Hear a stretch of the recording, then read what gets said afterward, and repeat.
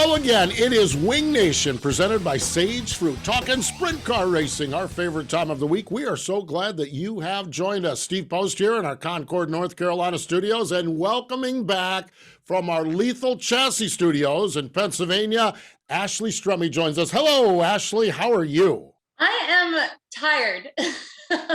um, it's really great to be back. I have a beautiful little boy now that we are excited about, but he is probably the best, worst thing I've ever done in my life.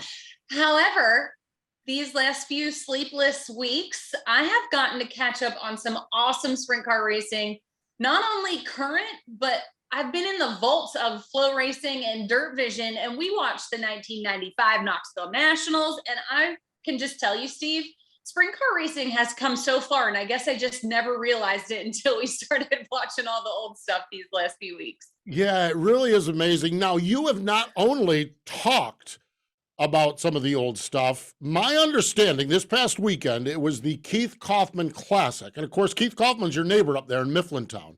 It was the Keith Kaufman Classic, but it sounds to me like Keith and a couple of his buddies came over to your race shop. Yeah, Keith and the mouse, Kenny Jacobs, came over and hung out for a while. And then a few hours later, the kid, Billy Pouch, stopped by and hung out for a few minutes.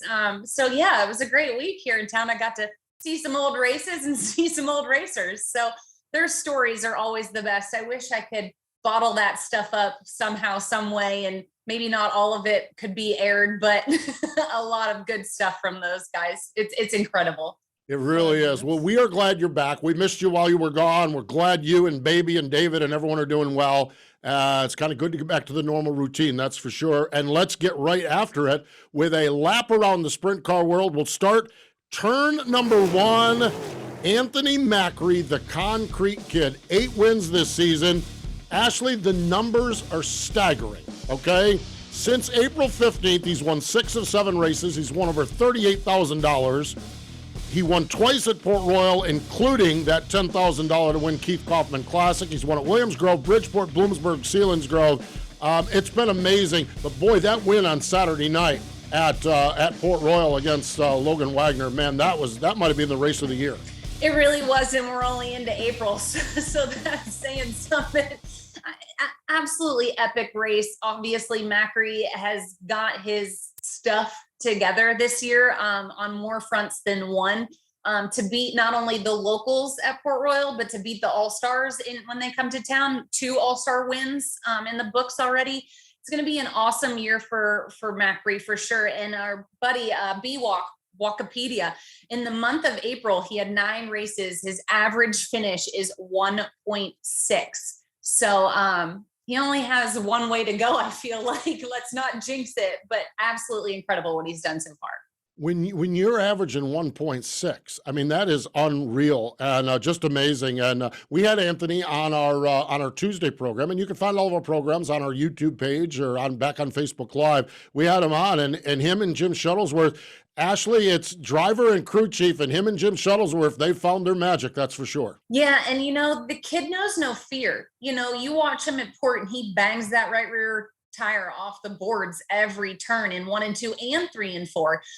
So I don't know if it's no fear or just he has that much confidence in what he's doing, but whatever it is, it's working. Well, I'll tell you what, he had no fear, but he didn't bang it off the boards that final lap. When he went down and shut the door on Logan Wagner, I thought we were having 2 of them out of the ballpark. I mean, man, it was insane. I thought we were going to have a repeat from a few weeks ago. I thought so too. I thought someone would be climbing into someone's cockpit and raising a little cane, that's for sure. So, well, there's turn number 1 is Anthony Macri. Turn number 2, and we're going to talk to the main man of turn number 2, but let's lay out what is all going on Chase Briscoe's life. Chasing Dirt Tour. Ashley, this guy not only is tearing it up and doing well in the NASCAR world, but he is racing 25 dirt races this year as well with his partner Mahendra. Looks like Chase Briscoe's got things rolling along pretty good on and off the dirt tracks. It is, and it's not like he's just going sprint car racing. He's doing sprint cars, non-wing sprint cars, late models, midgets, micros. Absolutely awesome. And Chase is such a good egg, a good guy. And I think that you're going to see a lot more from Chase this year on the NASCAR side of things, because he's able to be out having fun, enjoying what he's doing on the dirt side of things. Yeah, I think that's cool. Upcoming sprint car races, and a lot of this works around the NASCAR schedule. Upcoming sprint car races, Tri-City on June 3rd over in Pontoon Beach, Illinois. That's right near Gateway. He's going to run up at Plymouth Dirt Track in Sheboygan near Road America, so he's tying them all together. He kicked it all off this past weekend down at Talladega Short Track, which is right across the street. Finished third on opening night. Came right out of the box in a 360 and won on the second night. So it doesn't appear, and he's not much of a wing racer. Historically, he did more non-wing stuff and midget stuff, but it looks like he's got that hot rod tuned up pretty good. No doubt about it. And he's got some pretty good eggs in his camp as well to help him with that when it comes with his dad and his grandfather, who both raced as well. Yeah, no doubt about it. It is really, really neat what's going on with Chase Briscoe, and really, really neat just the success he's had. Ashley, it's like these kids come up in the sport, and we know some of them are from the dirt track world, some of them are from the stock car world, but it's just a fun time to see some of these kids climbing the ladder and enjoying success, not only coming back to the dirt track, but enjoying success. He just won at Phoenix a few weeks ago. The young talent is making its way to the top. It's true, and it's cool to see that these Cup teams and these NASCAR teams are really realizing that these grassroots racers are important to our sport, to the sport of NASCAR, and allowing them. I remember, it didn't used to be like that. You had to ask for permission and hope that they would maybe allow you to run a race or two. So to see these guys out here getting to do what they still love and paying homage to their dirt racing roots is awesome. What I'm anxious to see is how him and Kevin get a chance to race together as father and son. I know that means so much to him. So Chase Briscoe, he's going to join us on the Hercules Tire Hotline when we return on Wing Nation.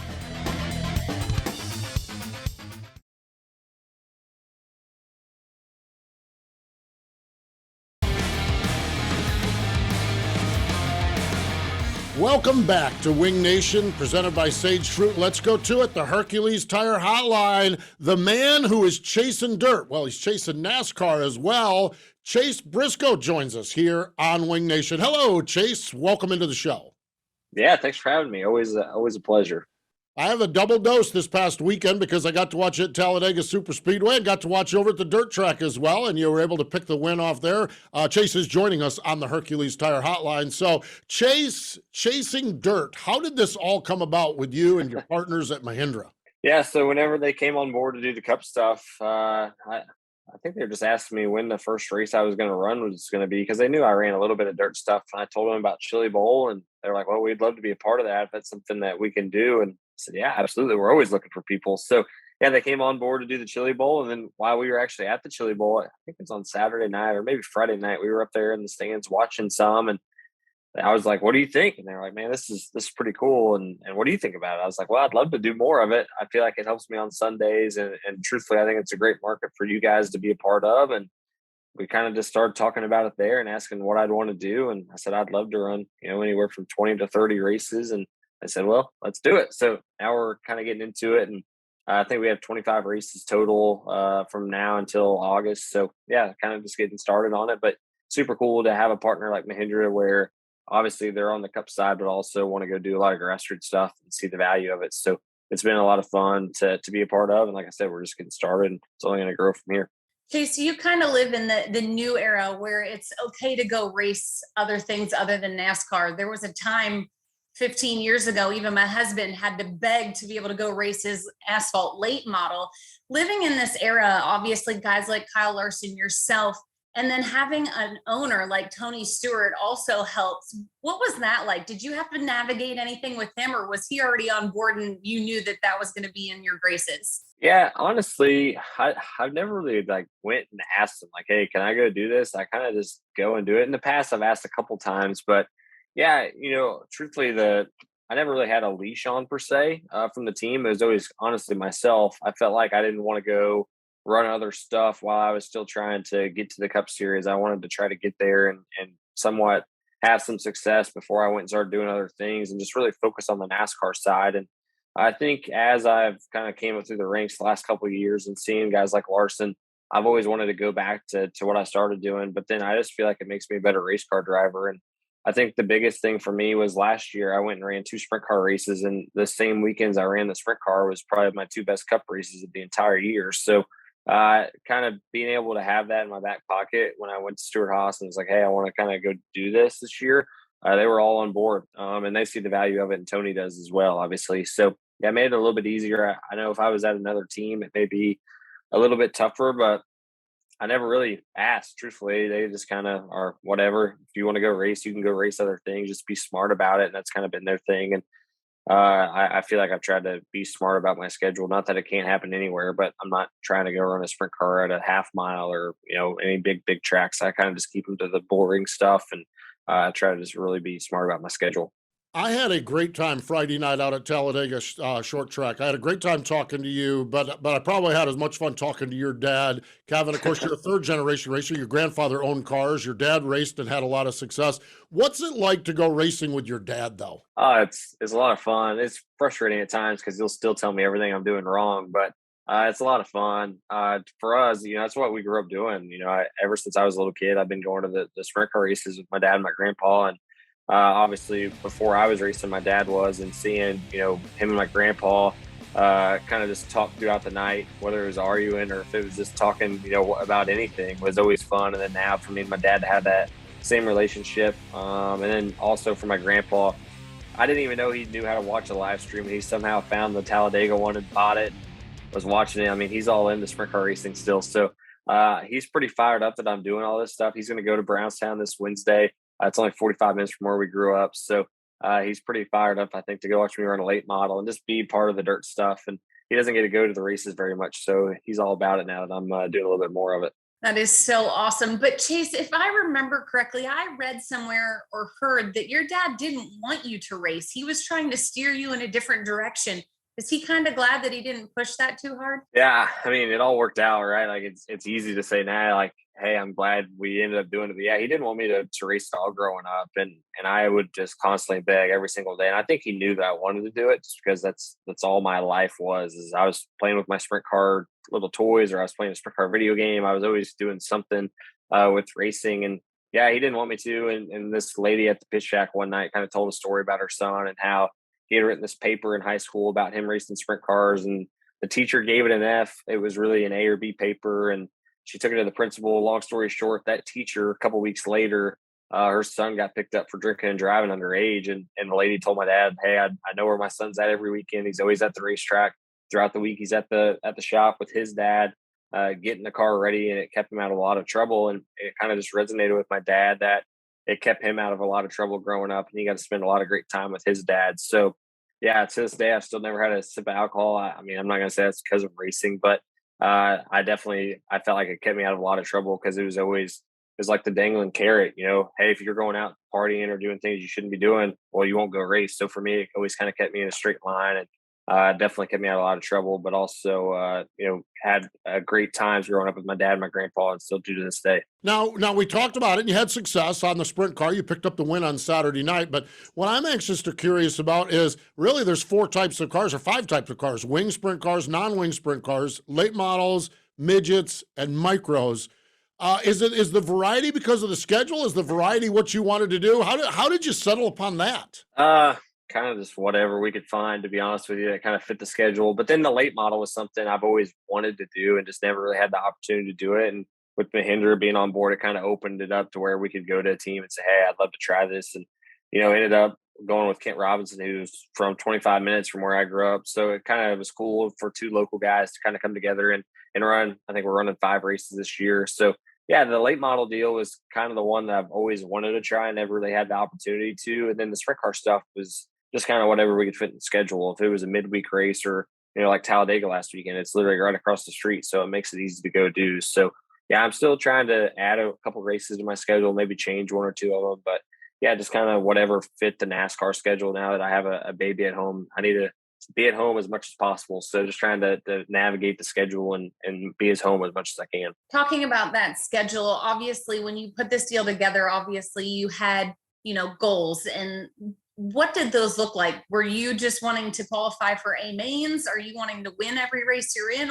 What does that look like for you on the dirt side of things? Yeah, to be honest with you, I didn't really have any goals. It was just to go have fun. And that's the fun thing for me when I do go dirt racing is there's absolutely zero pressure. If I run dead last, at the end of the day, it does not matter. And that for me is kind of fun, just going and hanging out, like we were talking earlier with my dad, having my grandpa there this week. That's for me what I'm kind of doing it for. I mean, yes, at the end of the day, it is making me better for Sundays, but I don't put any pressure on myself to go win these races or even be that competitive. I know that I don't do it for a living anymore. I know that it's tough for me to go run with these guys that do it for a living. They're just so good at what they do. So for me, I mean, the results, if we run good, it's great, but I'm just going there to have fun and kind of have a stress reliever, but also just try to sharpen my skills for Sunday. That's really the only way we can practice. And the more you're racing, I feel like the better you're going to be. Chase, let's talk a bit about the day job because it appears that day job is going really, really well. You and I talked right in victory lane at Phoenix when you won that race, and we talked a little bit about Mahindra coming on board and all of it lining up and everything like that.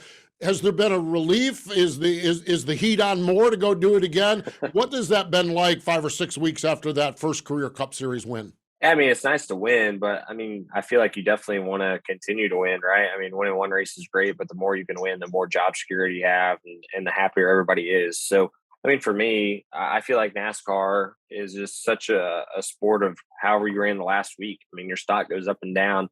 Look at Jimmy Johnson. The guy still knows how to drive a race car, but people think that he's, done or whatever. The guy won 7 championships, one of the greatest of all time. And it's up and down all the time. So for me, I think, yeah, you need to be out there trying to go win races as much as possible. But, I definitely would say that for us, we've had a lot of really good speed all year long, and we just haven't been able to capitalize on it, whether it's, me making mistakes on the racetrack or just things not going our way. Whenever we do put everything together, we are in the top 5 and battling for wins. We just have to consistently put it all together. And that's something that I would say when the playoffs come, that's something that we're going to definitely need to be better at, is just maximizing our day and really taking advantage of the speed we have. No doubt about it. Obviously, those are what pays the bills. So that's the important part. But you mentioned it. You have a child at home, your wife, Marissa, your beautiful little boy, Brooks. He's so freaking cute, by the way. What has that been like now that you're transitioning into dad? Or is Brooks going to race when he grows up? I don't know. So when I had my sprint car team a couple of years ago, I just had my buddies drive it, and I was a nervous wreck. I couldn't imagine when it was my son. So I don't know. I mean, if he wants to try it, I'm sure I'll let him try it, but I'm not gonna push him in one direction or the other. I think he's gonna naturally grow up around it, and probably want to try it at some point. But yeah, it's been awesome. Being a dad is the coolest thing I think I've ever done or ever will do. It's really put a lot of perspective, I feel like, into my life. You have a bad day at the racetrack, and even, when we won at Phoenix, I just couldn't wait to get home and see him. So it definitely makes the bad days better, but also the good days, even better than they already are. So yeah, I've loved having him. Who knows how many more we're going to have, because he's been like the easiest baby of all time. Literally last night he slept 12 and a half hours straight through. So yeah, we've been blessed with a really good baby. So yeah, it's been a lot of fun having him go to the racetrack. He went to the sprint car races this weekend. He's been to, I think, 5 or 6 NASCAR races, and he takes it like a champ. So it's been a lot of fun. I think you've done well, except for you might have made Ashley wince up with him talking about sleeping for 12 hours. I'm not sure.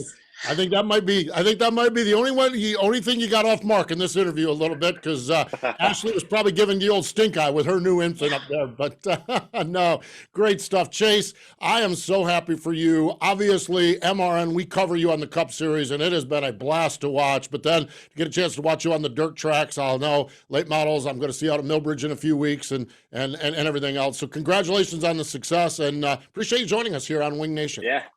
Yeah, thanks for having me. Always fun to be on here, watch the show quite a bit. So always cool to be a part of it. We appreciate that. There you have it. Chase Briscoe joining us here on the Hercules Tire Hotline. Stay with us. More Wing Nation in just a moment.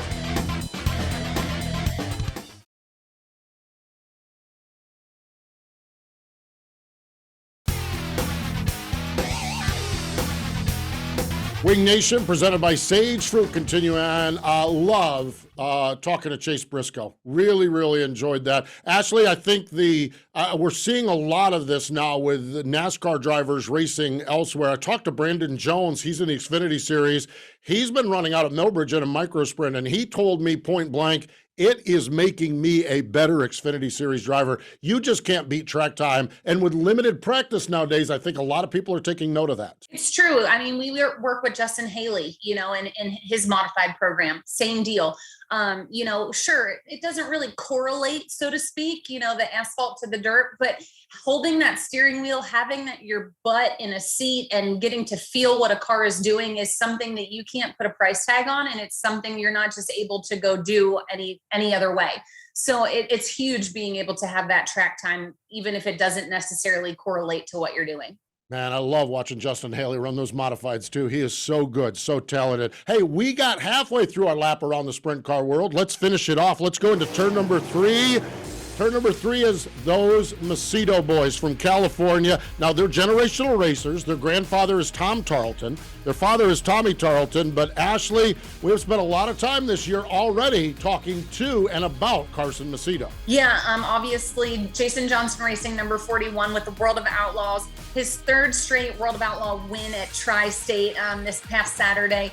So cool to see what Carson's doing. It's just a great battle with Brad Sweet, and just his success is coming and it's building, and we've kind of watched it grow over the last couple of years, and it's now really coming to fruition. Last week, Aaron and I talked about how that win last weekend was his 20th win, tying him with Greg Hodnett, which that's tough to wrap your arms around, but we know Greg spent his time in Pennsylvania. This past weekend was his 21st career win. He is now tied with Rick Ferkel and Tim Kading. So young Carson Macedo is doing well, but wait, there's more. His brother Cole Macedo is in Ohio running the Raybooks Racing number 18 car. That's Stephanie Linder and her whole crew. And, Cole Macedo had a pretty good weekend as well. Yeah, Attica Raceway Park Friday, a last corner pass for the win. And then Saturday at Fremont, a second place finish. I was surprised 2 weeks ago, I guess it was.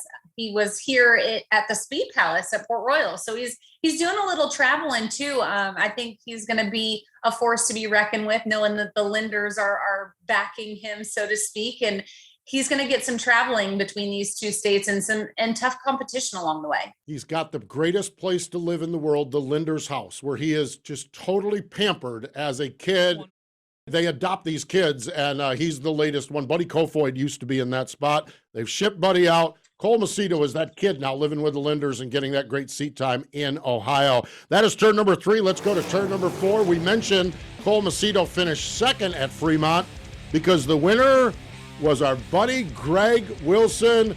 What a happy man in victory lane. Ashley, the world is just better when Greg Wilson wins a race. God love him. Like, he has struggled so hard, and he has shared with us so much how frustrated he gets, but how much he loves this sport. And to see him back on top again, it just makes your heart feel so good. He's paired up. He was joined us on our Wing Nation program during the week. He's paired up with Joe and Diane Sealing.